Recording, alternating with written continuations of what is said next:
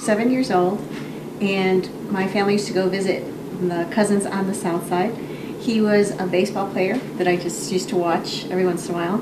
And one day I showed up at my cousin, or his cousin's house, and his cousin came up to me and said, "Licha, David is hiding under the bed.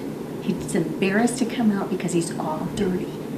And so, and so I looked under the bed and I saw the cutest guy I'd ever seen. And I just knew in my heart that this is the man I was going to marry. Since we've known each other so long, she grew up in an environment where she had to be prim and proper, and her expectation level was that she had to make sure she always said the right thing and please people. And I'm saying, after all these years, she's starting to realize she can just be completely honest and be herself. And it's a lot of fun hanging out with her. I mean, as we're doing this campaign and the children went up to Chicago and we were alone for a couple of weeks, she started to see what life's going to be like once David, Maurice, and Daniel are gone. And it's just the two of us, and it's back like when we were kids again, except now we're older. Toughest thing was when we lost our little girl, and she was 3 months. She was born with a PPH, which is primary pulmonary hypertension. It was a rare lung disease, especially for a child that age. Usually an adult woman would get it, and she was 1 in 1 million. Yeah, the odds were totally against her. And being in the hospital, waiting every day, hoping that we'd be able to take her home, and finding out that we wouldn't be able to. It was tough. Yeah, as a father, you don't ever want to be helpless to take care of your children.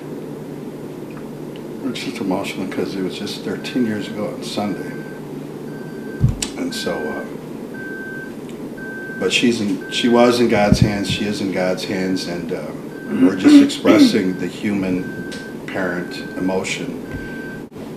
Well, actually, the best moment, every time I look at the wedding video, just the best moment was when I said, you know, I do. I will love you and honor you, and, you know, I will love you, honor you, and so. It wasn't obey, was it? No, that's not going to work. A priest told us once, and it really is important, and we learned it when we consecrated our house to the Sacred Heart and the Immaculate Heart of Mary. It's so important for you to just ask for forgiveness. Even if nothing happened that day, ask for forgiveness at night before you go to bed. And they say, you should never go to bed angry. Well, when you do go to bed angry, as sometimes I do, it's those nights that I can't sleep well, or I feel like I've got the monkey on my shoulder. But when you ask for forgiveness, even when something that you argued about is not your fault, that humility, there is a compassion that comes back, and there's it's a humility, right? Father Bing Ariano taught us to say, I'm sorry, please forgive me, it's all my fault. But another thing that we implemented was, not only do we try to say that to each other, but then the other person has to look at the one and say, I accept your apology. So that's one piece of advice that's absolutely great. But the other one is, when you're young and newly married,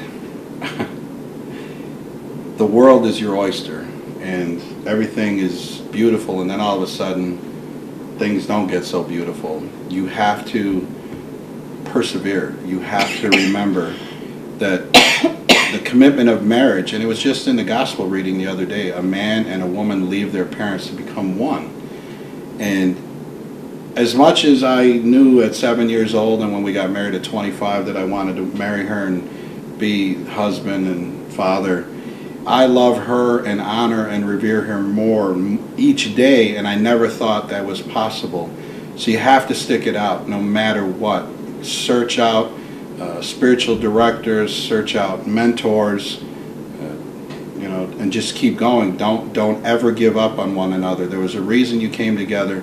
Stick it out. It's worth it. I mean, 26 years, I mean, you know, we'll be together for as long as God gives us life on this earth. So don't give up. Just love, honor, respect. We all make mistakes, And that's why it was great what she said. Just say, I'm sorry, please forgive me, it's all my fault. And it keeps us humble.